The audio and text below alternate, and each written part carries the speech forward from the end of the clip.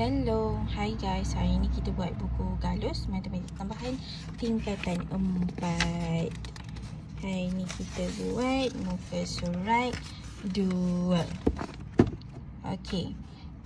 Kita kena tentukan domain, kodomain dan julat bagi setiap fungsi. Okey. Untuk domain adalah yang duduk di kotak yang pertama. Kodomain di kotak yang kedua. Julat adalah nombor yang terlibat sebagai imej.